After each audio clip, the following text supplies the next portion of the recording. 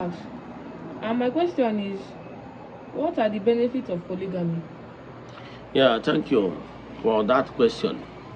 Yeah, polygamy is a way of life of we Africans, and as you all know, our Igbo spirituality supported it because in any system,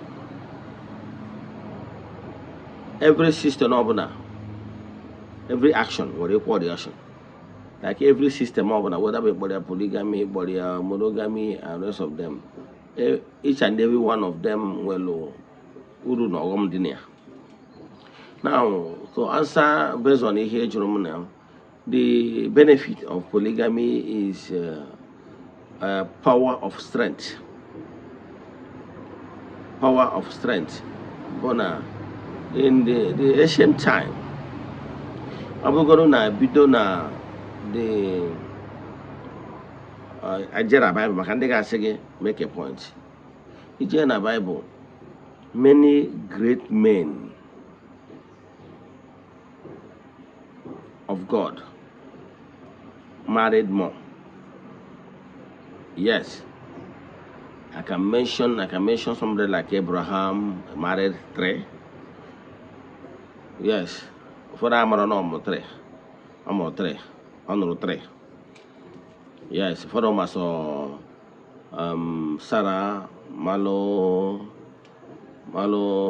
Hagar. Then Abraham the third wife. Motari umisi. Yes. I want to chita fanya woman na makwara gya. Yes. Then Masalo David, the apple of the God's eyes. He married more. Solomon, the something. And many, is it Eli? Didn't know what I favor. Liable Ekana bụ nna mụtalụ Samuel and many more in the Bible. Ifụkwa ọtụtụ ndị nụrụ one, many of them failed. And were so many things, many of them were failed. Ụfọdụ nwere ike iwu out of pressure, out of so many things, everything. But I can tell you, now majority, if you use Bible characters, keep them one by one. If una and then more than one make more progress. And in cause of that, in creation, nwere oge Chukwu Okike forbidiri mmadụ ime etu anwa. But Igbo spirituality adopted it. And in cause of, however, it's not meant for everybody. Yes, that's what we know. It's not meant for everybody. And the ọtụtụ family na ana Igbo ka another down to ana Igbo. Na ana Igbo ọtụtụ family dị ụba nwere so much advantage. Nwere ọtụtụ family ma akpọasị family ha so names ha mana ama na iwere ego na bọọlụ. Ihe afụ some family ya abụ iruo na befa asị na family ebuka. Ije ebe a je jụọ ese their grandfather or their great grandfather so n'ọnụ ụba nwaanyị na ha dị ndị ebuka. And abịa n'obodo ọtụtụ family dị like that na dominate. That is the power of strength. Ghọtara ya? Ha na-enwe nta nwee imo na befa. That's one of the benefits. Two is a balanced nature. On a balanced nature. And I can tell you, n'ebe ọ bụ na emeri ya nwere reason eji mee. Or it's not meant for everybody like I said before. N'ebe ọ bụ na emeri ya nwere reason eji mee. And that reason eji wee mee bụ to have more numbers. And more numbers ha nwere ka ha ga-eji wee dominate. Yes, ndị niile emeri for a reason. Nwere na ancient time, enwere ebe emeri abụrụ for a reason. Ọ bụgo na be anyị mgbe enwe ike si na some great men, we can say na ha bụ farmers, ma ọ na ha bụ great hunters, ma ọ na ha bụ great dibias and everything. Ndị niile emeri enu ejuo ha ajụjụ for reasons ha ji wee eme like that. You know ya? So they use the power of Igwe.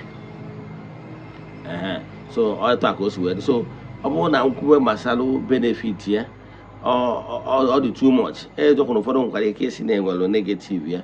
Anything about life with positive and negative. Even among the way you can seem not because of peace of mind. Because you have peace of mind, I can sit here, you know, when they one man, one wife, but there's no peace of mind, either the man or even the woman. So, the most important thing, whatever decision you take in life, is it what your chi and your forces permitted you to do? Now, if I permit you to do, they will give you the strength to pass it. For way and I go in a water of feeding. I can tell you now, ma. The first year I didn't be. Again, no, no, nature. On dinner, ma, ha motoronwa, but I go na wahaba.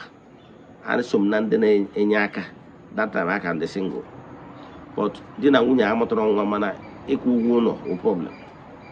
So you can see now, bro, the size of the family men have no, not just naturally, no, they too are. I'm not gonna hide a bamboo to Hamurike, but no machic no. So some of the things in matter but if you ask me, I will tell you one is natural, it brings is more conducive to those great men that is meant for them to do so.